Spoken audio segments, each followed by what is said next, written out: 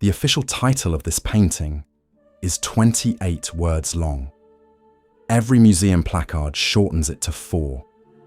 Every history book uses the same 4 words. The alchemist discovering phosphorus. But the other 24 words, the ones nobody ever prints, they tell you something the short title hides. This man was not looking for phosphorus. He didn't even know it existed. He was hunting something else entirely, something alchemists had chased for centuries and never once actually found. Look carefully at his face. That is not the expression of a chemist.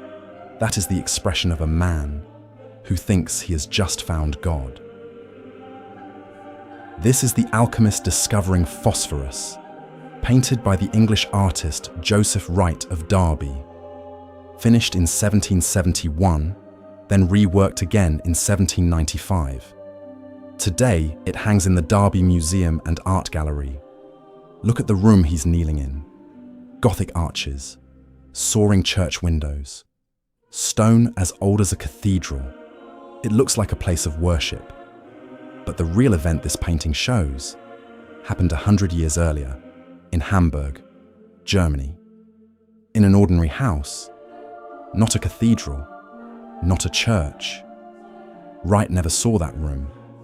He invented this one on purpose. He took a chemistry accident and dressed it up as a miracle. And this wasn't the only time Wright did this. He painted other scenes of scientific discovery the exact same way. A boy demonstrating the solar system, lit like a sermon. A bird dying inside a vacuum pump, lit like a vigil. Wright had a pattern. He kept turning ordinary experiments into moments of near religious awe. Even the painting's full title leans into that idea. It doesn't just say he discovered phosphorus, it says he prays for the successful conclusion of his operation, as if chemistry itself needed a blessing. Wright wasn't just painting an experiment, he was painting a man practicing science like it was faith. The man behind this story was named Hennig Brand, a German alchemist working alone in 1669. Like every alchemist of his time, he wanted the philosopher's stone, a substance that could supposedly turn ordinary metal into gold.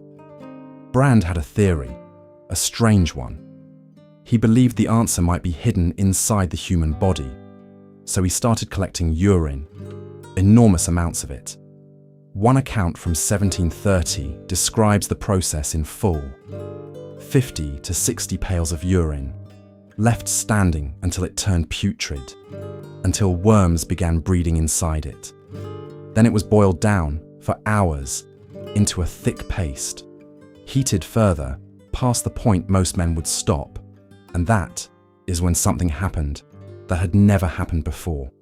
Not gold, a waxy white substance that glowed in total darkness. It didn't need fire, it didn't need sunlight, it simply glowed on its own. Brand never found his gold. He had done something far rarer. He had isolated a brand new element, the first one anyone could trace to one person at one exact moment. He just didn't understand what he was holding. He was broke, so he sold his secret. 200 thalers to a man named Johann Daniel Kraft. Kraft took Brand's discovery and toured it across Europe, showing kings and scientists this glowing, impossible new material. Within a few years, other chemists worked out the process too. Johann Kunkel in 1678, Robert Boyle in London in 1680. For over a century, most of the credit went to them, not to Brand. The man who actually found it first was almost written out of his own discovery. He never found what he came for. You're about to meet someone else who didn't either. If stories like this keep you curious, there's a new one every week. That's what this channel does. Joseph Wright spent most of his life in Derby, a small English city far from London. far from where the art world actually lived. As he got older, his asthma worsened. Contemporaries also described him as deeply nervous, prone to imagining illnesses that weren't really there.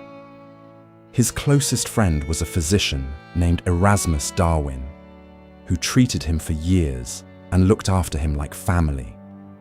That friendship pulled Wright into a remarkable circle.